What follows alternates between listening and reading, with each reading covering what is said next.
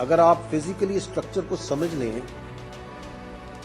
تو دیر از نو ایٹیچیوڈ ان دس آرمی، اس کی گنجائش ہی نہیں پیدا ہو سکتی. پرسنلی کسی بندے میں پرسنالٹی وائز ہو سکتا ہے ٹیچر، لیکن as an institution this army is totally connected with its people.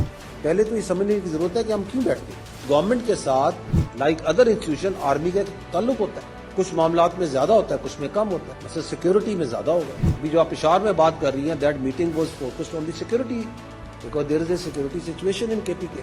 تو فوج بیٹھے گی، وہ کوئی پولیٹیکل میٹنگ تو نہیں تھی کہ وہاں پہ کوئی سیاست ڈسکس کی جائے. That is purely focused on that aspect on which the army is playing a very important role in the KPK and we have a security situation. جو آپ کی دہشت گردی کی اور فتنہ الخوارج کی جو وہاں تھریٹ ہے، جو مینیفیسٹ بھی ہوتی رہتی ہے وہاں، اس کا کوئی سیاسی تعلق نہیں ہے، اس کا کوئی سیاسی رنگ نہیں ہے.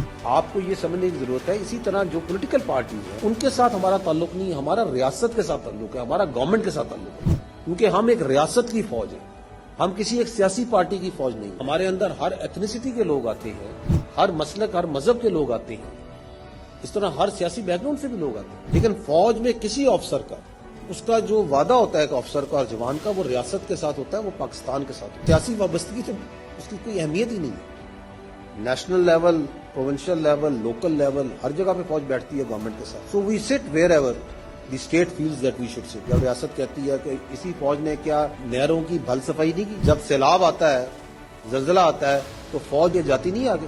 کیوں جاتی ہے؟ اگر وہ کہیں سیکورٹی ایسے تو ہمارا تعلق کوئی نہیں ہے. ریاست کہتی ہے کہ جی آئیں، کہ آپ کے ملک میں پولیو کے قطرے ڈالنے کے لیے فوجی جوان نہیں جاتے؟